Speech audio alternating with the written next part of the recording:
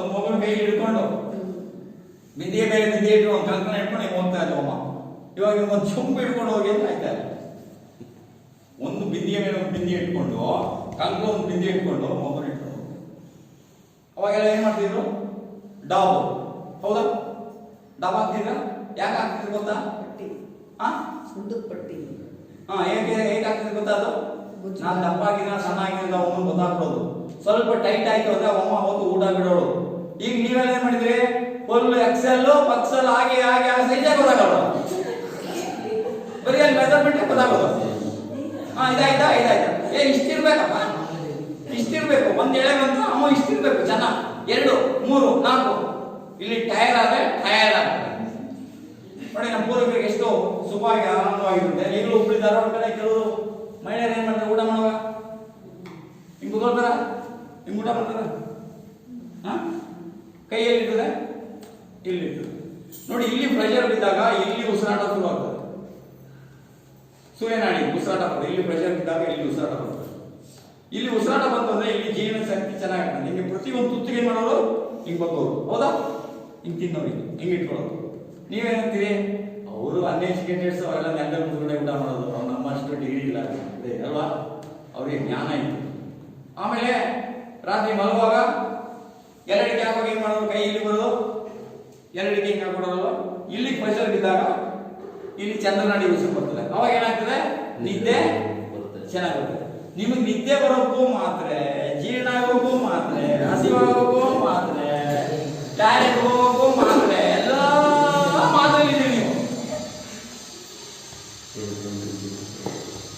ಯಾಕೆ ಬೇಕಿದೆಲ್ಲ? ಇವೆಲ್ಲ ಸೇರಿ ಒಂದು ತಿಂಗಳಿಗೆ ಒಂದು ಸಲ ಆದರೂ ನಾನು ನಿಮ್ಮ ಹತ್ರ ಬರ್ತೀನಿ. ಒಟ್ಟು ಸೇರ್ಕೊಳ್ಳಿ, ಕರೆಕ್ಷನ್ ಮಾಡ್ಕೊಳ್ಳಿ. ಮತ್ತೆ ನಿಮಗೆ ನಾವು ತರಕಾರಿ ಹಣ್ಣು ತರಕಾರಿ ಗ್ಯಾರಂಟಿ ಹೇಳೋಕ್ಕಾಗಲ್ಲ. ಯಾಕೆಂದರೆ ತರಕಾರಿ ಹಣ್ಣು ಅಷ್ಟು ದೂರ ನಾವು ತರೋಕ್ಕಾಗಲ್ಲ. ಯಾಕೆಂದ್ರೆ ನಮ್ಮಲ್ಲಿ ಅದು ಖರ್ಚಾಗುತ್ತೆ. ಬಾಕಿ ಕೆಲವು ವಸ್ತುಗಳನ್ನು ನಾವು ಅಲ್ಲಿಂದ ನೇರವಾಗಿ ತರ್ಬೋದು. ಯಾವುದು? ಗಾಣದ ಎಣ್ಣೆ ತರ್ಬೋದು, ಸಾಯಂಕಾಲ ರಾಕ್ ಸಾಲ್ಟ್ ತರ್ಬೋದು, ಹಲ್ಲು ಪೌಡರ್ ತರ್ಬೋದು, ಕಷಾಯ ಕೂದಲ ಕಷಾಯ ಅದು ತರ್ಬೋದು. ಆಮೇಲೆ ಉಪ್ಪಿನಕಾಯಿ ತರ್ಬೋದು, ಮಸಾಲೆ ಪುಡಿ ತರ್ಬೋದು, ಅರಿಶಿಣ ಎಲ್ಲ ಟೈಮಲ್ಲಿ ಸಿಗಲ್ಲ, ಕೆಲವು ಟೈಮಲ್ಲಿ ಪುಡಿ ತರ್ಬೋದು, ಹಸುವಿನ ತುಪ್ಪ ತರ್ಬೋದು. ಇಷ್ಟ ಐಟಮ್ನ ನಾವು ಪ್ರತಿ ತಿಂಗಳು ತರಕ್ಕೆ ಒಂದು ವ್ಯವಸ್ಥೆ ಬೇಕಾದ್ರೆ ಮಾಡ್ಕೊಡ್ತೀವಿ. ಆ ಟೈಮಲ್ಲಿ ನಿಮ್ಮ ಯೋಗದಲ್ಲಿ ಕೆಲವು ಏನೇನು ವ್ಯತ್ಯಾಸಗಳು ಮಾಡ್ಕೊಳ್ತಾರೆ ಅದನ್ನು ಬೇಕಾದ್ರೆ ನಾವು ಸರಿ ಮಾಡ್ಕೊಳ್ಳೋದು. 10 ತಿಂಗಳು ನೀವು ಆಹಾರವನ್ನು ಬದಲಿಸಿ, ಉಪ್ಪು ಬಿಟ್ಬಿಡಿ, ಸೈನವಲವಣ ಬಳಸಿ. ಸೈನವಲವಣ ಬಳಸಿದ್ರೆ ಅದನ್ನ ನೀವು ಹೇಳಿದ್ರೆ ಬೇಜಾರಾಗ್ತದೆ. ಅದು ಎಲ್ಲಿ ಬರುತ್ತೆ ಅಂದರೆ ಹಿಮಾಲಯದಿಂದ ಬರ್ತದೆ. ಹಿಮಾಲಯದಿಂದ ನಾವು ಹೇಳ್ಬೋದು ಅಷ್ಟೇ. ಅದು ಬರೋದು ಆ್ಯಕ್ಚುಲಿ ಪಾಕಿಸ್ತಾನದಿಂದ. ಅದಕ್ಕೆ ಇವಾಗ ರೇಟ್ ಜಾಸ್ತಿ ಯಾಕಾಗಿದೆ ಅಂದರೆ ಅದು ಯಾವುದೋ ಒಂದು ಬಾಂಬ್ ಹಾಕಿದ ಮೇಲೆ ಅವ್ರ ವಸ್ತುಗಳಿಗೆ 200% ಟ್ಯಾಕ್ಸ್ ಹಾಕ್ತಾರೆ. ₹1 ಉಪ್ಪಿಗೆ ₹200 ನಾವು ಕಟ್ಟಬೇಕು. ಅದಕ್ಕಾಗಿ ಈಗ ರಾಕ್ ಸಾಲ್ಟ್ ರೇಟ್ ಜಾಸ್ತಿ ಇದೆ, ಆಯ್ತಾ? ಆಮೇಲೆ ಹಸುವಿನ ತುಪ್ಪನೂ ಅಷ್ಟೇ. ಹಸುವಿನ ತುಪ್ಪಕ್ಕೆ ರೇಟ್ ಯಾಕೆ ಜಾಸ್ತಿ ಇದೆ ಅಂದರೆ ನಾಟಿ ಹಸ ಕೊಡೋದೇ 1 ಲೀಟರ್ ಅರ್ಧ ಲೀಟರ್ ಹಾಲು. ಮಲ್ನಾಡ್ ಗಿಡ್ಡ ಅಂತ ಇದೆ ನೋಡಿ, ಚಿಕ್ಕಮಂಗ್ಳೂರು ಕಡೆ ಇರೋದು, ಚಿಕ್ಕಮಂಗ್ಳೂರು ಮಂಗ್ಳೂರು ಕಡೆ ಇರೋದು ಮಲ್ನಾಡ್ ಗಿಡ್ಡ ಅಂತ. ಅದಕ್ಕೆ ಮಂಗ್ಳೂರು ಕಡೆ ಬ್ಯಾಂಕ್ಗಳೆಲ್ಲ ಜಾಸ್ತಿ. ಕೆನರಾ ಬ್ಯಾಂಕು, ಕಾರ್ಪೊರೇಷನ್ ಬ್ಯಾಂಕು ಎಲ್ಲ ಬ್ಯಾಂಕ್ ಉತ್ಪನ್ನ ಆಗಿದೆ ಇಲ್ಲಿ ಅಲ್ಲಿ. ಯಾಕೆಂದ್ರೆ ಆ ಹಾಲನ್ನ ಕುಡಿದವರಿಗೆ ಹೆಚ್ಚು ನೆನಪು ಶಕ್ತಿ ಇರ್ತದೆ. ನೀವೇನ್ ಮಾಡ್ತೀರಿ? ಮಾಸ್ಟರ್ ಮೈಂಡ್, ಕಿಶೋರ್ ಮೊಮೆಂಟು, ಬೋರ್ಮಿಟಾ, ಬೂಸ್ಟು ನಿಮ್ಮ ಮಕ್ಕಳು ಕೊಡೋದು ಅದೆಲ್ಲ ಏನು ಅಂತ ಅವಳು. ಅದ್ರ ಬದಲು ಕಡಲೆ ಕಾಳು, ಹೆಸರು ಕಾಳು ನೋಡಿ, ನಿಮ್ಮ ಕಡೆ ಶೇಂಗಾ ಪುಡಿ ಚಟ್ನಿ, ಎಳ್ಳು ಚಟ್ನಿ, ಎಳ್ಳು ಕಪ್ಪು ಎಳ್ಳು ಇದೆಯಲ್ಲ, ಕಪ್ಪು ಎಳ್ಳನ್ನ ಪ್ರತಿದಿನ ರಾತ್ರಿ 1 ಟೀ ಸ್ಪೂನ್ ನೀರಿಗೆ ಹಾಕ್ಬಿಟ್ಟು ಬೆಳಿಗ್ಗೆ ಎದ್ದು ಕೂಡು ತಿಂದ್ರೆ ಕ್ಯಾನ್ಸರ್ ಬರಲ್ಲ. ನಂಬರ್ 1. 2 ಬೋನ್ ಎಲ್ಲ ಸ್ಟ್ರಾಂಗ್ ಆಗ್ತದೆ. ಬೋನು ನಮ್ಮ FRCS ಮಾಡಿರೋ ಡಾಕ್ಟ್ರು ಬೆಳಿಗ್ಗೆ ಬಂದು ಸಾಯಂಕಾಲ ಕುಡ್ತಿದ್ದಾರೆ. ಬೋನ್ಗೆ ಮಾತ್ರ ತಗೊಳ್ಳೋ ಅವಶ್ಯಕತೆ ಇಲ್ಲ. ಬಿಸಿಲಲ್ಲಿ ಕೂತ್ಕೊಳ್ಳಿ. ಆಮೇಲೆ ಹಿಮೋಗ್ಲೋಬಿನ್ ಲೇಡೀಸ್ಗೆ 13 ಇರಬೇಕು, ಜೆಂಟ್ಸ್ಗೆ 11 ಇರಬೇಕು. ಹೌದಾ? ಹಿಮೋಗ್ಲೋಬಿನ್ ಕಮ್ಮಿ ಆಗಿದೆ ಮಾತ್ರೆ ಬರ್ಕೊಡ್ತಾರ. ಈಸಿ ಟೆಕ್ನಿಕ್ ಹೇಳ್ಕೊಟ್ಟಿದೆ. ಹಿಮೋಗ್ಲೋಬಿನ್ ರೈಸ್ ಮಾಡ್ಕೊಳ್ಳೋದು ಹೆಂಗೆ? ಆರಾಮಾಗಿ ಕೂತ್ಕೊಳ್ಳೋದು.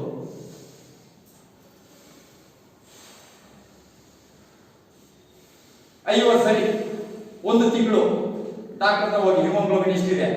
12 ಇತ್ತು, 13 ಬಂತು. 7 ಇದೆ, 9 ಆಯ್ತು. 9 ಇದೆ, 11 ಆಯ್ತು. 1 ತಿಂಗಳಿಗೆ ಎಷ್ಟು ರೀಸನ್? ಪ್ರಾಣಾಯಾಮ ಅಂದ್ರೆ ಅದು ನಿರ್ದಿಷ್ಟವಾಗಿ ಮಾಡೋದು. ನಾನು ಹೇಳಿದ್ರೆ ಉಸಿರು ಏಕಹವಾ ಸೌಧವಾ. ಒಮ್ಮೆ ದೀರ್ಘವಾದ ಉಸಿರು ತಗೊಳ್ಳೋದು 100 ಔಷಧಿಗೆ ಸಮ. ಅದು ಮಾಡಬಹುದು. Any questions sir? ಈಗ ಮಕ್ಕಳಿಗೆ ಜ್ವರ ಬಂದಾಗ ಈಗ ಆಲ್ಮೋಸ್ಟ್ ಎಲ್ಲ 2-3 ಔಷಧಿ ಎಲ್ಲ ಬರ್ಕೊಡ್ತಾರೆ. ಹೌದು, ಬರ್ಕೊಡ್ತಾರೆ. ಅದ್ರ ಬದಲು ಏನು ಮಾಡ್ಬೋದು? ಏನಿಲ್ಲ, ಮಕ್ಕಳು ಜ್ವರ ಬಂದಾಗ ಏನ್ ಮಾಡ್ಬೇಕಂತಂದ್ರೆ ಮಕ್ಕಳು ಬಟ್ಟೆ ಕ್ಲೀನಾಗಿ ಬಿಚ್ಚಿಬಿಟ್ಟು ಬೆಚ್ಚಗಿನ ನೀರನ್ನ ಮೈ ಮೇಲೆಲ್ಲ ಸ್ಪರ್ಶ ಮಾಡೋದು. ಅರಿಶಿಣದ ನೀರನ್ನ ಒಂಚೂರು ಅರಿಶಿಣವನ್ನು ಹಾಕ್ಬಿಟ್ಟು ನೀರಲ್ಲಿ ಹಾಕ್ಬಿಟ್ಟು ಕುಡಿಸೋದು. ಸ್ವಲ್ಪ ಜೇನು ಕೊಡೋದು. ತುಳಸಿಯ ಮನೆಯಲ್ಲಿ ತುಳಸಿ ಗಿಡ, ಆ ತುಳಸಿ ಗಿಡದ ಎಲೆನ ಹಾಕೊಳ್ಳೋದು. ಮತ್ತೆ ಆಮೇಲೆ ಅವ್ರಿಗೆ ಜ್ವರ ಬರೋಕ್ಕೆ ಮೂಲ ಕಾರಣ ನೀವು ಕೊಡ್ತೀರಲ್ಲ ದಿನ ಕುರ್ಕುರೆ, ಆಳು, ಮೂಳು, ಪಿಷ್ಟ, ಬರ್ಗರು, ಪಿಜ್ಜಾ, ಫ್ರಿಡ್ಜಲ್ಲಿ ಇವೆಲ್ಲ ನಿಮ್ಮ ಆರೋಗ್ಯ ಕೆಡಿಸ್ಕೊಳ್ಳೋಕೆ ನೀವೇ ಮುಂದೆ ನಿಂತಿದ್ದೀರಿ. ನನಗಿಂತ ಮುಂಚೆ ನಾನು, ನನಗಿಂತ ಮುಂಚೆ ನೀನು, ಹೀಗೆ ನೀವೇ ಕಾಂಪಿಟಿಷನ್ ಅಲ್ಲಿ. ಅದ್ ಮಾಡಬೇಡಿ. ಜ್ವರ ಬಂತು ಅಂದ್ರೆ ಕ್ಲೀನಾಗಿ ಬಟ್ಟೆ ಎಲ್ಲ ತೆಗೆದು ಒಂದು ಬಿಳಿ ಬಟ್ಟೆಯಲ್ಲಿ ನೀರು ಹೆಚ್ಚಿಬಿಟ್ಟು ವಾಸಿ. ಆಮೇಲೆ ಭಸ್ಮ ಇದೆಯಲ್ಲ, ಅದು ವಿಭೂತಿ ಮೈಯೆಲ್ಲ ಸ್ವಲ್ಪ ಹಚ್ಚಿದ್ರೆ ಸರಿ ಆಗ್ತದೆ. ಆಮೇಲೆ ದೊಡ್ಡ ಪತ್ರೆ ಅಂತ ಎಲೆ ಇದೆಯಲ್ಲ, ಅದು ಎಲೆ ಇದೆ ಹೂಕೊಂಡು ಹಾಕೊಳ್ಳಿ, ಎಲ್ಲ ಹಾಕೊಳ್ಳಿ, ಎಲ್ಲ ಮಾಡಿ. ನೀವೆಲ್ಲ ಎಷ್ಟೊಂದು ಎಲ್ಲ ಖಾಲಿ ಬಿಟ್ಕೊಂಡಿದ್ರಿ, ಅಲ್ಲೆಲ್ಲ ಮೂರು ಗಿಡ ಹಾಕಿ ಒಂದು ಶುರು ಮಾಡಿ ನಿಮ್ಮಿಂದ ಒಂದು ಏನಾದ್ರು ಆಗಲಿ. ಮತ್ತೆ ನೀವುಗಳು ಅಷ್ಟೇ, ನಿಮ್ಗೆ ಯಾವ ಬೇರೆ ಬೇರೆ ಫ್ಲಾಟಿಂಗ್ ಎಲ್ಲ ಬಂದಿದ್ದೀರಲ್ವಾ, ಇದೊಂದು ಜ್ಯೋತಿದ ಹತ್ತಲಿ, ಅಲ್ಲೊಂದು 3 ಜನ ಸೇರಿಸಿ ಬರ್ತೀನಿ, 1 ದಿನ ಬೇಕಾದ್ರೆ ನಾನು ಅಲ್ಲೇ ಸೇರಿಸಿ ಸೇರಿಸ್ಕೊಂಡು ಹೋಗಿ. ಏನೋ ಕಷ್ಟ ಆಗ್ತಾ ಇದೆ ಪಾಠ. ಇಲ್ಲ, ಚೆನ್ನಾಗಿದೆ. Next any question? ಇದು ಅದೇ ಜಂತು ಅದರ ಸರ್, ಯಾವುದು ಜಂತು ಮಕ್ಕಳಿಗೆ? ಜಂತುಗಳಕ್ಕೆ ಅದು ಮಕ್ಕಳಲ್ಲಿ ಜಂತುಗಳು ಅನ್ನೋದು ಇರಬೇಕು. ಮೊದಲೆಲ್ಲ ನಾವು ಚಿಕ್ಕ ಮಕ್ಕಳಾಗಿದ್ದ ಇಕ್ಕಳದಲ್ಲಿ ಎಳಿತಿದ್ರು, 1 ಮೀಟರ್ 2 ಮೀಟರ್ ಇರ್ತಿದ್ರು. ಈಗ ಹುಳನೇ ಇರಬಾರ್ದು ಮುಂದೆ ಮಾಡಿ ನಾವೆಲ್ಲ ಮಾಡ್ತೀವಿ. ಹುಳ ಹೊಟ್ಟೆ ಒಳಗೆ ಇರಬೇಕು.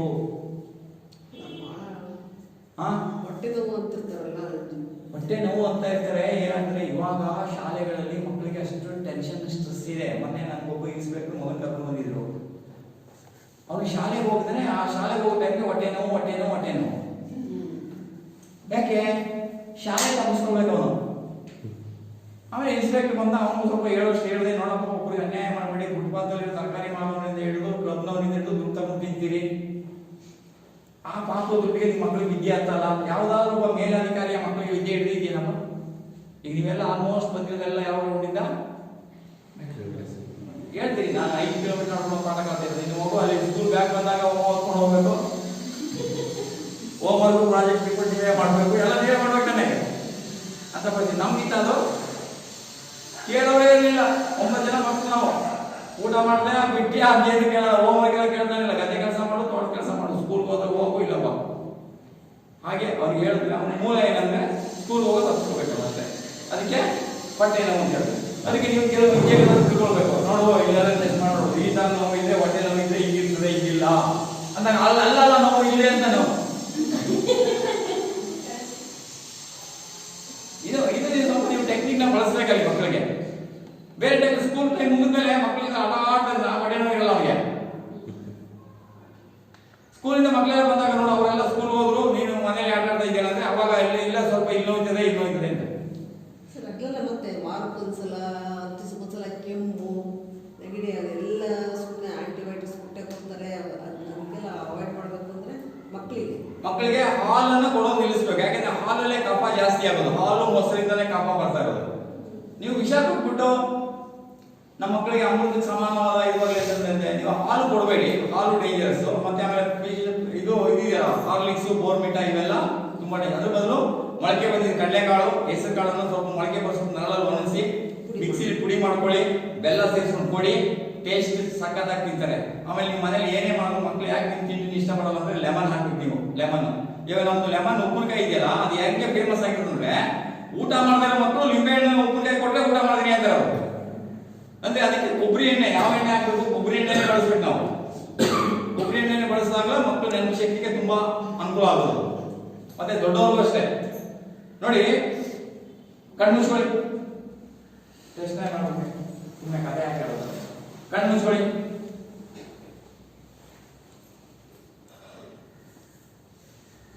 ಎಲ್ಲೋ ನಡ್ಕೊಂಡು ಹೋಗ್ತಾ ಇದ್ದೀರಿ,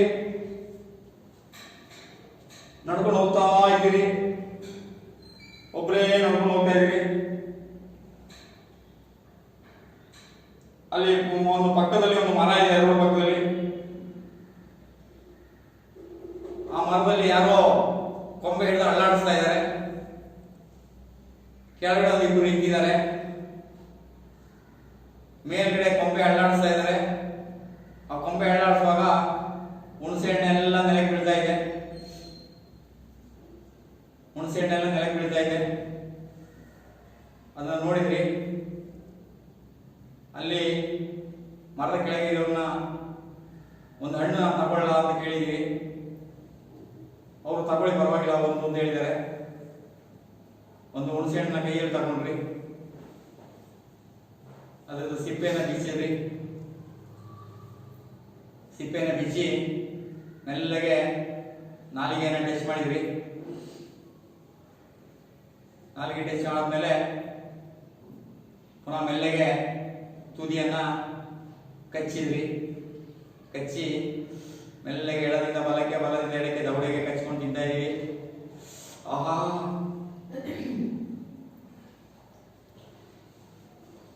ಕಚ್ಚಿ ತಿಂದ್ರಿ. ಪುನಃ ಕಚ್ತಾ ಇದ್ರಿ. ಮುಂದೆ ಹೋಗ್ತಾ ಇದ್ರಿ. ಕಣ್ಣು ತೆಗೀರಿ. ಏನಾಯ್ತು ಬಾಯಲ್ಲಿ?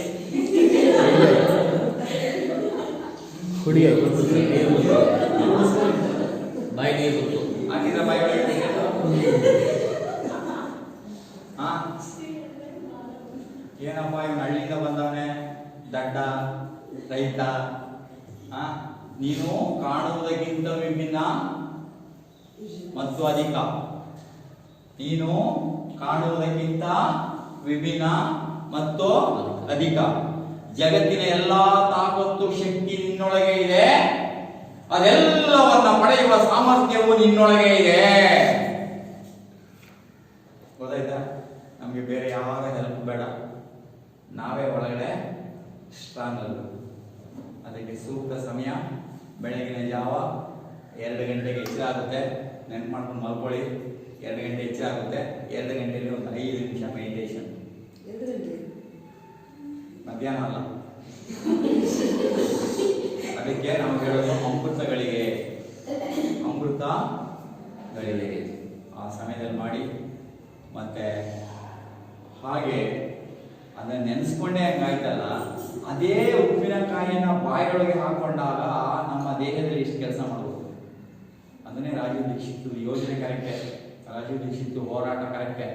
ಆದರೆ ಅದು ಹೋರಾಟದ ಫಲ ಎಲ್ಲ ಹಾಕಿ ರಾಮದೇವ್ ಕೈ ಕೊಟ್ಬಿಟ್ಟು ಹಾಳಾಗೋದು. ಅದಕ್ಕೆ ಹೇಳೋದು, ನಿಮ್ಮ ವಿದ್ಯೆ ಯಾವಾಗಲೂ, ನಾನು ಅದಕ್ಕೆ ಹೇಳೋದು, ನಮ್ಮ ಗುರುಗಳು ಮಲ್ಲಾಡಿ ರಾಘವೇಂದ್ರ ಸ್ವಾಮಿ ಹೇಳ್ತಾ ಇದ್ರು, ವಿದ್ಯೆಯನ್ನ ಯೋಗ್ಯರು ಕೊಡು. ಸ್ವಲ್ಪ ದುರುಪಯೋಗಪಡಿಸ್ಕೊಳ್ತಾ ಇರ್ತೀವಿ, ಅವರಿಗೆ ಕೊಡಕ್ಕೆ ಹೋಗ್ಬೇಕು. ಹಾಗೆ ನೀವು ಇದನ್ನ ಕಲ್ತ್ಕೊಂಡಿದ್ದೀರಿ, ತಿಳ್ಕೊಂಡಿದ್ದೀರಿ. ಇದನ್ನ ನಿಮ್ಮ ಇಷ್ಟವಾದ ಸ್ನೇಹಿತರ ಜೊತೆಯಲ್ಲಿ ಒಂದು ದಿನಕ್ಕೆ 2 ಸಲ ಆದ್ರೂ ಮಾತಾಡಿ, ಹೀಗಂತೆ ಹೀಗಂತೆ ಅಂತ. ಇದು ಏನು ಪರಿಣಾಮ ಬೀರುತ್ತೆ ಅಂದ್ರೆ, ಮಾಸ್ಟರ್ ಕಿರಣ ಏನು ಕೇಳ್ತಾರೆ, ಕೇಳೋದು ಅಲ್ಲ, ಭ್ರಷ್ಟಾಚಾರ ಭ್ರಷ್ಟಾಚಾರ ಅಂತ ಹೇಳ್ತೀಯಲ್ಲ, ಲಂಚ ಅಂತ ಯಾವ ತರ ನಾಟಕ ಮಾಡ್ತೀಯಲ್ಲ, ನಮ್ಮ ದೇಶದಲ್ಲಿ ಲಂಚ ಕಡಿಮೆ ಆಯ್ತಾ ಅಂತ ಕೇಳ್ತಾರೆ. ಅಯ್ಯೋ ಮೂರ್ಖ, ನಾನು ಅವ್ರು ಕಡಿಮೆ ಮಾಡ್ಲಿಕ್ಕೆ ಹೇಳಿದಲ್ಲ, ನಾನು ಲಂಚಕೋರ ಆಗದೇ ಇದ್ರೆ ಸಾಕು ಅಂತ ಮಾಡಲೆ ಅಂತ. ಹಾಗೆ ನೀವು ಈ ಆರೋಗ್ಯದ ಬಗ್ಗೆ ಮಾತಾಡ್ತಾ ಇದ್ದಾಗ ಆ ಪಾಸಿಟಿವ್ ಎನರ್ಜಿ ನಿಮ್ಮ ದೇಹದ ಒಳಗೆ ಇದ್ದು ನಿಮಗೆ ಯಾವುದೇ ರೋಗ ಬರಲ್ಲ. ಅದಕ್ಕೆ ಇದನ್ನ ಬೇರೆಯವ್ರ ಜೊತೆ ಮಾತಾಡಿ, ಅಲರ್ಟ್ ಆಗ್ತೀರಿ. ಆಗ ಫುಟ್ಪಾತ್ ಅಲ್ಲಿ ಇರೋ ತಿಂಡಿ ತಿನ್ಬೇಡಿ, ಪಾನಿಪುರಿ ತಿನ್ಬೇಡಿ, ಗೋಬಿ ತಿನ್ಬೇಡಿ ಅಂತ ನೀವು ಹೇಳ್ಕೊಂಡಿರ್ತಾ ಇದ್ರೆ ನೀವು ಯಾರು ಅದನ್ನ ತಿನ್ನಕ್ ಹೋಗಲ್ಲ. ಒಂದು ವೇಳೆ ನಾವು ತಿಂದ್ರೆ ಯಾರು ನೋಡ್ಬಿಟ್ರೆ ಅಂತ ಭಯ ಆದ್ರೂ ಇರ್ತದೆ, ಅದು ನೀವು ತಿನ್ನಲ್ಲ. ನಿಮ್ಮ ಆರೋಗ್ಯ ಸುಧಾರಣೆ. ನಾನು ಹೇಳೋದು, ಜೈನ್ ಹೇಳೋದು, ಆರೋಗ್ಯದ ವಿಚಾರದಲ್ಲಿ ಸೆಲ್ಫೀಸ್ ಬಂದ್ಯಾವು. ಆರೋಗ್ಯದ ವಿಚಾರದಲ್ಲಿ ನಾನು ಹೇಳೋದು ಸೆಲ್ಫೀಸ್ ಮಾಡಿದ್ರಿ. ನೀವು ಕರೆದಿದ್ದೀರಿ, ನಾನು ಬಂದಿದ್ದೀನಿ, ಖುಷಿ. ಆದ್ರೆ ನೀವು ಕೊಟ್ಟಿನೆಲ್ಲ ತಿನ್ಬೇಕಾದ್ರೆ ನನಗೆ ಕಷ್ಟ ಆಗ್ತದೆ. ತಿನ್ನೋದು ನನ್ನ ಇಷ್ಟ, ತಿನ್ನೋದು ನನ್ನ ಇಷ್ಟ. ನಾವು ಬಂದಿರೋದು ನಿಮ್ಮ ಇಷ್ಟಕ್ಕೆ. ಅದೇ ನಾವು ನಮ್ಮ ಸಂಪ್ರದಾಯ ಇದು, ನೀವು ಇಷ್ಟು ಫುಡ್ ತಿನ್ಬೇಕು, ಇದು ತಿನ್ಬೇಕು ಅಂತ ಹೇಳ್ಬಿಟ್ರೆ ಮನೆಯವರಿಗೆಲ್ಲ ಖುಷಿ ಆಗ್ತದೆ. ನೀವು ಯಾರು ನೆಂಟರ ಮನೆಗೆ ಹೋಗಿ ಕೊಟ್ಟಿದ್ದೆಲ್ಲ ತಿಂದ್ರೆ ಖುಷಿ ಆಗ್ತದೆ. ಇದು ತಡ್ಕೋಬೋದಾ? Next question. ನೀರು ಬಗ್ಗೆ, ಕುಡಿಯೋ ನೀರು ಈಗ ಇಲ್ಲೆಲ್ಲ ಕುಡಿಯೋದು ನಾರ್ಮಲ್ ಆಗಿ ಫಿಲ್ಟರ್ ಕ್ಯಾನ್ ಸಿಗುತ್ತೆ. ಅದ ಸೇಫು. ಅದಕ್ಕೇನಾದರೂ ನಾವು ಮಾಡುವ Yes. ನೀರು ಎಲ್ಲೂ ನೀವು ಮಡಿಕೆ ಸಿಗುತ್ತೆ, ಕ್ಯಾನ್ ನೀರು ತಗೊಂಡ್ಬನ್ನಿ, ಮಡಿಕೆ ಒಳಗೆ ಹಾಕೊಳ್ಳಿ. ತಾಮ್ರ ಇದೆಯಲ್ಲ, ತಾಮ್ರ ಗೊತ್ತಾ, ಅಂತ ಕಟ್ಬಿಟ್ಟಲ್ಲ, ಆ ತಾಮ್ರ ತಗೊಂಡ್ಬಂದು ಅದ್ರೊಳಗಡೆ ಹಾಕಿ ನಾಳೆ ಬೆಳಿಗ್ಗೆಯಿಂದ ಅದನ್ನ ಬಳಸಿ. ತಾಮ್ರನ ತೊಳೆದು ಇಟ್ಕೊಳ್ಳಿ. ತಾಮ್ರದಲ್ಲೇ ನೀರು ಹಾಕೊಂಡು ಅದು ಕುಡಿಬೋದಮ್ಮ ತಾಯಿ, ಅದಕ್ಕೆ 1000 ರೂಪಾಯಿ ಆಗ್ತದೆ. ನಾನು ಹೇಳಿದ್ರೆ 60 ರೂಪಾಯಿಲಿ ಮನೆಯಲ್ಲಿ ಎಲ್ಲರಿಗೂ ಆಯ್ತಲ್ಲ, 60 ರೂಪಾಯಿ ಎಲ್ಲರಿಗೂ ಆಯ್ತಲ್ಲ. ಬಾಲ್ಕನಿಯಲ್ಲಿ ಒಬ್ಬನೇ 250 ರೂಪಾಯಿ ಟಿಕೆಟ್. ಅದೇ ಕೆಳಗಡೆ ಊರಿಗೆಲ್ಲ 55 ಪೈಸೆ ಕೊಟ್ಟರೆ 3 ಜನ ಎಂಜಾಯ್ ಮಾಡ್ತಾರೆ. ಮನೇಲಿ ಇದ್ದಿದ್ದೆ ಬಳಸ್ಬೋದು. ಮಡಿಕೆಯಲ್ಲಿ ಇರೋ ನೀರಿಗೆ ತಾಮ್ರ ಹಾಕಿ ಆ ಮಡಿಕೆ ನೀರು ಕುಡಿದ್ರೆ ತುಂಬಾ ಒಳ್ಳೇದು. ಆದ್ರೆ ನೇರವಾಗಿ ಬೋರ್ಗಳಿಂದಾಗಲಿ ಕಾಯಿ ಬೋದಿಂದ ಬೇಡಬೇಡಿ, ಬಿಸಿಲಲ್ಲಿ ಇಡಿಸೋಲ್ಲ. ಇಲ್ಲದ್ರೆ ಮಡಿಕೆಲಿ ಹಾಕಿ ನೀರನ್ನ ಬಳಸ್ಬೋದು, ತುಂಬಾ ಒಳ್ಳೇದು.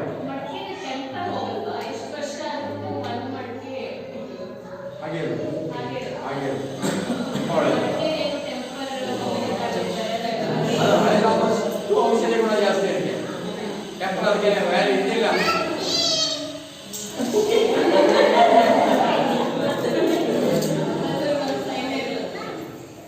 ಇವ್ರು ಇದ್ದಿದ್ರೆ ಇವ್ರು ಯಾರು ಗೊತ್ತಾ? ಇವರೆಲ್ಲ ಯಾರು ಗೊತ್ತಾ? ದೇವರು ನಿಮ್ಮ ಹಳೆಯ ಸಾಲಗಾರರು, ವಸೂಲು ಮಾಡಕ್ಕೆ ಬಂದಿರೋರು. Aadhaar number, pin code number ಎಲ್ಲ ತಗೊಂಡು ಕರೆಕ್ಟ್ ಆಗಿ ಬಂದಿದ್ದಾರೆ ಅವರು.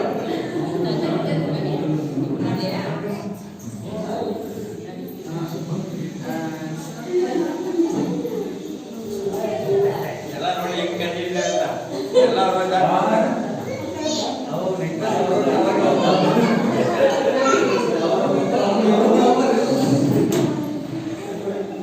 ನೆಕ್ಸ್ಟ್ ಇದು ಹಲ್ಲು ನಾರ್ಮಲಿ ಫುಲ್ಲು ಹುಳ್ಕಲ್ ಬಂದ್ಬಿಟ್ಟು ಅದ್ರ ರೂಟ್ ಕಿನಾಲ್ ಲೆವೆಲ್ ಹೊಟ್ಟೋಗಿರುತ್ತಲ್ಲ, ಅದಕ್ಕೆ ಲೆವೆಲ್ ಹೋಗ್ಬಿಟ್ಟಿರುತ್ತೆ. ಅದು ರೂಟ್ ನೋಡ್ಕೋಬೇಕು. ಅದಕ್ಕೆ ನಮ್ಮಲ್ಲಿ ತೋಟ ಸೈಡ್ ಬೇಲಿ ಸೈಡ್ ಅಲ್ಲಿ ಕಾಚಿ ಗಿಡ ಅಂತ ಸಿಗುತ್ತೆ. ಕಾಚಿ ಹಾಲನ್ನು ಹಾಕ್ಬೇಕು. ಹಾಲನ್ನು ನೀವು ಯಾರು ಪೇಸ್ಟ್ ಅನ್ನ ಬಳಸಬೇಡಿ, ಯಾಕೆಂದ್ರೆ ಪೇಸ್ಟ್ ಡೇಂಜರಸ್. ಪೇಸ್ಟ್ ಅಲ್ಲಿ ಬಳಸೋದಕ್ಕಿಂತ ನೀವೇನು ಬೆರಳಲ್ಲೇ ಹಲ್ಲು ಉಜ್ಜಿದ್ರೆ ಆಮೇಲೆ ಏನ್ ಮಾಡ್ಬೇಕಂದ್ರೆ ಹಲ್ಲನ್ನ ಹೀಗೆ ಯಾವಾಗ ಸ್ವಲ್ಪ ಪ್ರೆಷರ್ ಹಾಕ್ಬೇಕು. ಹೀಗೆ ಪ್ರೆಷರ್ ಹೊಸಲಿ ಪ್ರೆಷರ್ ಹಾಕ್ಬೇಕು. ಗಮ್ಮು ಮೇಲೆ ಪ್ರೆಷರ್ ಹಾಕಿದಷ್ಟು ಹಲ್ಲು ಏನಾಗ್ತದೆ, ಆಯಸ್ಸು ಹೆಚ್ಚಾಗ್ತದೆ. ಮತ್ತೆ ಎರಡನೇದು ಏನೋ ನೋವಿದೆ ಅಂದಾಗ ಸೀಬೆ ಮರದ ಎಲೆ ಅಥವಾ ಲವಂಗ ಎಣ್ಣೆ ಹಾಕಿ ನೋಡಿ. ಅದಕ್ಕೂ ಅದು ಕಂಟ್ರೋಲ್ ಆಗ್ಲಿಲ್ಲ ಅಂದ್ರೆ ಅದೇನಾಗಿದೆ ಅಂದ್ರೆ ಕೆಡೋಂತ ಸ್ಟೇಜಿಗೆ ಬಂದಿದೆ ಅಂತ. ಅದಕ್ಕೆ ನೀವು ಆ ಟೈಮಲ್ಲಿ ಏನ್ ಮಾಡ್ಬೇಕಂತ ಹೇಳಿದ್ರೆ, ನಮ್ಮ ಹಲ್ಲು ಪೌಡರ್ ಇದೆಯಲ್ಲ, ಉಪ್ಪು ರಾತ್ರಿ ಹೊತ್ತಿನಲ್ಲಿ ನೀರಿಗೆ ಉಪ್ಪು ಹಾಕೊಂಡು ಗಾರ್ಗ್ಲಿಂಗ್ ಮಾಡ್ಬೇಕು. ಎಲ್ಲರೂ, ನಾಟ್ ಓನ್ಲಿ ಉಳ್ಕಲ್ಲಿರೋದಲ್ಲ, ಎಲ್ಲರೂ ಬೆಳಗ್ಗೆ ಮತ್ತೆ ಸಂಜೆ ಹಲ್ಲು ಪೌಡರ್ನಲ್ಲಿ ಹಲ್ಲುಜ್ಜಿ ಮಲಗಬೇಕು. ಸ್ವಲ್ಪ ಉಪ್ಪು ನೀರು ಹಾಕೊಂಡು ಹಲ್ಲು ಪೌಡರ್ ಚಿಕ್ಕ ಮಕ್ಕಳಿಗೆ ಯೂಸ್ ಮಾಡ್ಬೋದು, ಎಲ್ಲರೂ ಯೂಸ್ ಮಾಡ್ಬೋದು. ಆ ಮಕ್ಕಳಿಗೆ ಕೊಟ್ರೆ ತಿಂದ್ಬಿಡ್ತಾರೆ. ಏನ ತಿಂತಾರೆ ಹೇಳಿ? ಪೇಸ್ಟ್ ತಿಂತಾರೆ. ಇದೇ ಈ ತರ ಮಾಡಿ ಉಜ್ಜಿಸಿ, ಬಹಳ ಚೆನ್ನಾಗಿರ್ತದೆ. ನಿಮ್ಮ ಪೇಸ್ಟ್ ಅಲ್ಲಿ ಉಪ್ಪು ಇದೆಯೇ? ನಿಮ್ಮ ಪೇಸ್ಟ್ ಅಲ್ಲಿ ಇಜಿಲ್ ಇದೆಯೇ? ಅಭ್ಯಾಸ ಮಾಡಿಸಿ. ನೀವು ಶುರು ಮಾಡಿದ್ರೆ ಅವರು ಶುರು ಮಾಡ್ತಾರೆ. ನಾನು ಸಂಪಾದನೆ ಮಾಡ್ತಾ ಇದೀನಿ, ನಾನು ಇದರಲ್ಲಿ ಉಜ್ತೀನಿ, ನೀನು ಅದೆಲ್ಲ ಮಾಡೋದ್ರೆ ಅವನು ಅದನ್ನ ಬಿಸಾಕ್ತಾನೆ. ಮತ್ತೆ ನೀವು ನೋಡಿ ಪ್ರಶ್ನೆ ಎಲ್ಲಿ ಇಡ್ತೀರಿ ನೀವು? ಹೈಜೆನಿಕ್ ಡಬ್ಬದಲ್ಲಿ ಬಾತ್ರೂಮ್ ಇಡ್ತೀರಿ. ಎಷ್ಟು ಅವರು? 24 ಅವರಲ್ಲೇ ಅಲ್ವಾ? ಬೇರೆಯಾದ್ರೆ ತೊಳ್ಕೊಂಡು ಕ್ಲೀನ್ ಹಾ? ಬೇರೆಯಾದ್ರೆ ಬೇರೆದಾದ್ರೆ ಇಲ್ಲಿ ಜೊತೆಲೇ ಇರ್ತಲ್ಲ, ಇದಕ್ಕಿಂತ ದೊಡ್ಡ ವಿಷಯ ಇಲ್ಲ. ಊಟ ಯಾವಾಗಲೂ ಕೈಯಲ್ಲೇ ಮಾಡಬೇಕು. ಯಾಕಂದ್ರೆ ಈ ಕೈಗೂ ಮೆದುಳಿಗೂ ಊಟಕ್ಕೂ ತುಂಬಾ ಲಿಂಕ್ ಇದೆ. ಅದಕ್ಕೆ ಹೇಳೋದು ಕೈಯಲ್ಲಿ ಇಸ್ಕಿ ಊಟ ಮಾಡಿ ಅಂತ. ಹೀಗೆ ಕೈಯಲ್ಲಿ ಊಟ ಮಾಡಬೇಕು, ತುಂಬಾ ಒಳ್ಳೆಯದು. ಈ ಬೆರಳಲ್ಲೇ ಊಟ ಮಾಡಬೇಕು. Next, any doubt? ಮಕ್ಕಳು ಊಟ ಮಾಡೋದು ಹಠ ಮಾಡ್ತಲ್ಲ, ಅದಕ್ಕೆ ನೋಡಿ ಒಂದೇ ಒಳ್ಳೆ ನೋಡಿ, ತಂದೆ ತಾಯಿ ಒಂದು ಆಸೆ ಏನಂದ್ರೆ ನನ್ನ ಮಗ ಇವತ್ತು ಇಷ್ಟೆಲ್ಲ ಬಂದ್ಬಿಟ್ರು ಬೇಡ ಅನ್ನಲ್ಲ ಯಾರು. ಹಸಿದಾಗ ಊಟ ಮಾಡ್ತಾರೆ. ಮಕ್ಕಳಿಗೆ ಊಟ ಬೇಕು ಅಂದಾಗ ಅವ್ರು ಮಾಡ್ತಾರೆ. ಆಟ ಆಡೋದು ಬಿಡಿ, ಆಟ ಆಡ್ಲಿ, ಸ್ವಲ್ಪ ಆಟ ಆಡ್ಲಿ, ಕುಣಿಲಿ, ತಕ ತೈ ಏನೋ ಸ್ಟ್ರೆಸ್ ಫ್ರೀ ಆಗಲಿ ಅವರಿಗೆ. ಹಸಿವಾದಾಗ ನಾವು ಚಿಕ್ಕವರಾಗಿದ್ದಾಗ ನೀವು ಕೂಡ ಅಷ್ಟೇ ಸ್ವಲ್ಪ ನಿಮ್ಮ ಹಿಂದೆ ತಂದೆ ತಾಯಿ ಕೇಳಿ, ಊಟಕ್ಕೆ ಜಗಳ, ಊಟ ಮಧ್ಯಾಹ್ನ ಆಗೋಯ್ತು, ನರಳು, ಹೌದಾ ಇಲ್ವಾ? 8 ಜನ 10 ಜನ ಮಕ್ಕಳು, ಈಗ ಇರೋದು ಒಂದು, ಅದು ಇವತ್ತೇ ತಿನ್ಬಿಡ್ಲಿ, ಇಷ್ಟು ತಿನ್ಲಿ ಅಂತ ನಾವು ಹಸಿವಾದಾಗ ಕೇಳುತ್ತೆ. ಹಸಿವಾದಾಗ ಮಗು ಏನ್ ಮಾಡುತ್ತೆ, ನನಗೆ ಇದು ಬೇಕು ಅಂತ ಕೇಳ್ತೆ, ಅವಾಗ ಕೊಡಿ, ಏನೂ ಆಗಲ್ಲ. ನೀವೇನು ಹೇಳಿದ್ರಿ ಡಾಕ್ಟ್ರು, ರಾಗಿ ಅಂಬಲಿ ಬೆಳಿಗ್ಗೆ ಕೊಡು, 11 ಗಂಟೆಗೆ ಹಾಲು ಕೊಡು, 12 ಗಂಟೆಗೆ ಬಿಸ್ಕೆಟ್ ಕೊಡು, 1 ಗಂಟೆಗೆ ಮಲಗಿಸು, 3 ಗಂಟೆಗೆ ಎಬ್ಸು. ಯಾಕೆಂದ್ರೆ ಈ ಬೇಬಿ ಸಿಟ್ಟಿಂಗ್ ಕೇರ್ ಡೆವಲಪ್ ಆಗ್ಬೇಕಲ್ಲ. ನಮ್ಮಲ್ಲಿ ಯಾವ ಬೇಬಿ ಸಿಟ್ಟಿಂಗ್ ಡೆವಲಪ್ ಆಗಿದ್ರಪ್ಪ? ಹಾಗೆ ನೀವುಗಳು ಮಕ್ಕಳು ಹಸ್ದಾಗ ಕೊಡಿ ಊಟ, ಅವ್ನು ಕೇಳ್ಬೇಕು, ಹೋಗಿ ಕದ್ದು ತಿನ್ಬೇಕು. ಅವು ಕದ್ದು ತಿನ್ನೋದು ಯಾವುದು? ಬಿಸ್ಕೆಟ್ ಅವೆಲ್ಲ ಡಬ್ಬದಲ್ಲಿ ಕೈ ಹಾಕಿ. ತುಂಬಾ ಡೇಂಜರ್ಸ್. ಮುಂದೆ ಮಕ್ಕಳಿಗೆ ನೋಡಿ, ಮೊಬೈಲ್ ಬಂದಿರೋದ್ರಿಂದ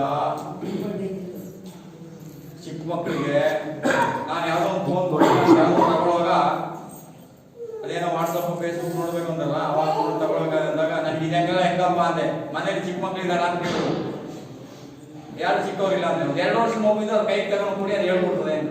ಹೌದು, ನಿಜಾನೇ. ಆ 2 ವರ್ಷದ ಮಗುನೇ ಹೇಳ್ಕೊಡೋದು.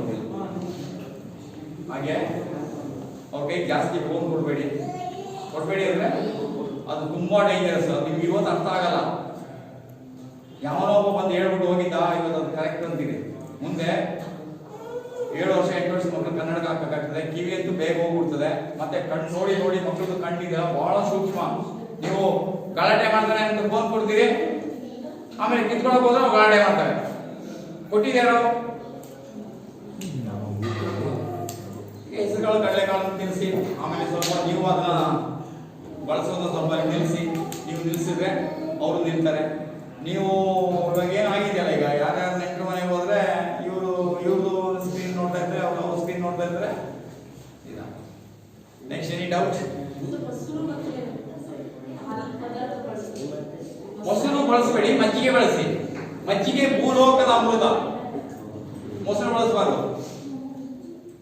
ತುಪ್ಪ ಬಳಸಿ, ಬಟ್ ಹಾಲು ನೇರವಾಗಿ ಬಳಸಬೇಡಿ. ಹಾಲು ಭಾರಿ ಡೇಂಜರ್. ದೇಶೀಯ ಹಸುವಿನ ಹಾಲು ಸಿಕ್ಕರೆ ಪರವಾಗಿಲ್ಲ, ಮೊಸರು ಬೇಡವೇ ಬೇಡ.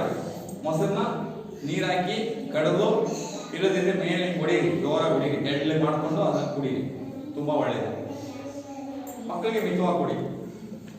ಚಿಕ್ಕ ಮಕ್ಕಳಿಗೆ ಯೋಗ ಎಷ್ಟು ವಯಸ್ಸಿಂದ ಸ್ಟಾರ್ಟ್ ಮಾಡೋದು? ನೋಡಿ, ಅವ್ರು ಮಾಡ್ತಾ ಇರ್ತಾರೆ, ನೀವು ಅದ್ ಮಾಡ್ಬೇಡ ಇದು ಮಾಡ್ಬೇಡ ಅಂತೀರಿ. ಈಗ ನಮ್ಗೆ ಗುರುಗಳು ಹೇಳ್ತಾ ಇದ್ರು, ಆಟದ ರೂಪದಲ್ಲಿ ಯೋಗ ಅಂತ. ಮಕ್ಕಳಿಗೆ ಇದೆಲ್ಲ ಕಪ್ಪೆ, ಆಟದ ರೂಪದಲ್ಲಿ ಯೋಗ. ಆಮೇಲೆ ನೋಡಿ, ಹೀಗೆ ಬಂದಿದ್ರೆ ಏನು, ಕ್ಯಾಟ್ ಕ್ಯಾಮಲ್, ಕ್ಯಾಟ್ ಕ್ಯಾಮಲ್ ಏನು ಒಂಟೆನಾ? ಒಂಟೆ. ಇದು ಬೆಕ್ಕು. ಆಮೇಲೆ ಮಕ್ಕಳಿಗೆ ನೀವು ಬೇರೆ ಬೇರೆ ಮೊಲ ಹೆಂಗ್ ಆಡ್ತದೆ, ಆಮೆ ಹೆಂಗ್ ಓಡ್ತದೆ, ಇದೆಲ್ಲ ಹೇಳಿಸ್ಬೇಕು. ಅದಕ್ಕೆ ನಮ್ಮ ಗುರುಗಳು ಬರ್ತಿದ್ರು, ಆಟದ ರೂಪದಲ್ಲಿ ಯೋಗ ಅಂತ ಮಕ್ಕಳಿಗೆ. ಆಟದ ರೂಪದಲ್ಲಿ ಯೋಗ. ಮರ ಹೆಂಗಿರ್ತದೆ, ಹಾರ್ಮೋನಿಯಂ ಏನ್ ಹೇಳ್ತದೆ, ಮೊಯ್ ಅಂತದೆ. ತಮಟೆ ಏನಂತದೆ, ದಡಬಡ ದಡಬಡ ಅಂತದೆ. ಇದನ್ನೆಲ್ಲ ಉಚ್ಚಾರಣೆ ಮಾಡಿಸ್ಬೇಕು ಅವ್ರ ಕೈಯಲ್ಲಿ. ಅದ್ ಬಿಟ್ಬಿಟ್ಟು ತಗೋ ಇಲ್ಲಿ ಆಟ ಆಡು, ಅಲ್ಲಿ ಹೋಗ್ಬೇಡ ಇಲ್ಲಿ ಹೋಗ್ಬೇಡ ಅಂದ್ರೆ ಅವ್ರು ಏನ್ ಮಾಡ್ತಾರೆ, ಆ ಎನರ್ಜಿ ಮಕ್ಕಳಿಗೆ ಏನಾಗ್ತದೆ, ಫ್ಲೋ ಆಗ್ತಾ ಆಗ್ತದೆ. ಅದು ನೋಡಿ, ಮಕ್ಕಳೆಲ್ಲ ಗೋಡೆ ಗಿಡ ಅಲ್ಲಿ ಇಲ್ಲೆಲ್ಲ ಎಲ್ಲ ಚಿಕ್ಕ ಆಗ್ತದೆ, ಬಡಿತಾ ಇರ್ತಾರೆ. ಅವ್ರಿಗೆ ಹೊಸ ಹೊಸ ವಿಷಯ ತಿಳ್ಕೊಳ್ಬೇಕು ಅಂತ ಆಸೆ ಮಕ್ಕಳಿಗೆ. ನೀವುಗಳು ಏನ್ ಮಾಡ್ತೀರಾ, ನಿನ್ಗೆ ಗೊತ್ತಾಗಲ್ಲ, ನೀನು ಇಲ್ಲಿರು ಅಲ್ಲಿರು ಅಂತ. ಬಾಬಾ ನೆಕ್ಸ್ಟ್. ಎಸ್, ಇಷ್ಟೊತ್ತು ನಿಮ್ಮದಕ್ಕೆ ಅವಕಾಶ ಮಾಡಿಕೊಟ್ಟಂತ ಅವ್ರಿಗೆಲ್ಲ ಮುಗಿಸಿ ಮತ್ತೆ ನಾವು ಯಾವಾಗ ಭೇಟಿ ಆಗುವ. ಮತ್ತೆ ಎರಡನೇದು, ನಮ್ಮಲ್ಲಿ ಕೆಲವು ಪದಾರ್ಥಗಳು ಸಿಗ್ತವೆ, ದಯಮಾಡಿ ಅದನ್ನು ಗೋ ಸೇವಾ ಕಾಣಿಕೆ ಅದಷ್ಟೇ. ನೀವು ಅದು ತಗೊಳ್ಳೋದು ವ್ಯಾಪಾರಕ್ಕಲ್ಲ, ಅದು ಒಂದು ನಿಮ್ಮ ಆರೋಗ್ಯಕ್ಕೆ. ಎರಡನೇದು, ನಮ್ಮ ಗೋಗಳಿಗೆ ಹುಲ್ಲುಗಾಗಿ ನಾವು ಆ ಕೆಲಸವನ್ನು ಮಾಡ್ತಾ ಇರೋದು. ಏನೋ ಒಂದು 2 ತಿಂಗಳ ಹಿಂದೆ ಕಳೆದ, ಯಾವಾಗ ಡಿಸೆಂಬರ್ 8ಕ್ಕೆ ಡಿಸೆಂಬರ್ 8ಕ್ಕೆ ನಮ್ಮದೊಂದು ಕಾರ್ಯಕ್ರಮ ಇತ್ತು. ಆ ಥರ ಕಾರ್ಯಕ್ರಮ 15 ದಿನಕ್ಕೆ ಒಂದ್ಸಲ ಇರುತ್ತೆ. ಅಲ್ಲಿ ಒಂದು ಪ್ರತ್ಯಕ್ಷವಾಗಿ ನಾವು ಅದನ್ನೆಲ್ಲ ತೋರಿಸ್ಕೊಡ್ತೇವೆ. ಕೃಷಿಯನ್ನ ನೀವೆಲ್ಲರೂ ಒಪ್ಕೊಳ್ಳೇಬೇಕು. ಯಾಕೆಂದ್ರೆ ಪ್ರತಿದಿನ ಊಟ ಮಾಡುವಾಗ ರೈತನ ನೆನೆಸ್ಕೊಳ್ಳಿ. ಅನ್ನದಾತ ಸುಖಿ ಭವ, ಅನ್ನದಾತ ಸುಖೀನೋ ಸುಖಿ ಭವ ಭವ. ಅಂತ ನೆನೆಸ್ಕೊಂಡು ಮಾಡಿ. ಮತ್ತೆ ಮತ್ತೊಮ್ಮೆ ನಿಮಗೆಲ್ಲ ವಂದಿಸಿ ನನ್ನ ಎರಡು ಮಾತನ್ನ ನಿಲ್ಲಿಸ್ತೇನೆ. ನೀವೆಲ್ಲ ಭಾಗಿಯಾಗಿದ್ದೀರಿ. ನಿಮ್ಗೆಲ್ರಿಗೂ, ನಿಮ್ಮ ಮನೆಯವರಿಗೂ, ನಿಮ್ಮ ಬಂಧುಗಳಿಗೂ ಮುಂದೆ ಭಗವಂತ ಒಳ್ಳೆಯ ಆರೋಗ್ಯ, ಒಳ್ಳೆಯ ಆಯಸ್ಸು, ಒಳ್ಳೆಯ ಬಡ್ತಿ, ಒಳ್ಳೆಯ ಸಂಪಾದನೆ ಕೊಟ್ಟು ಕಾಪಾಡಲಿ ಅಂತೇಳಿ ನನ್ನ ಇವತ್ತಿನ ಪ್ರಾರ್ಥನೆ ಎಲ್ಲ ನಿತ್ಯ ನನ್ನ ಪ್ರಾರ್ಥನೆ.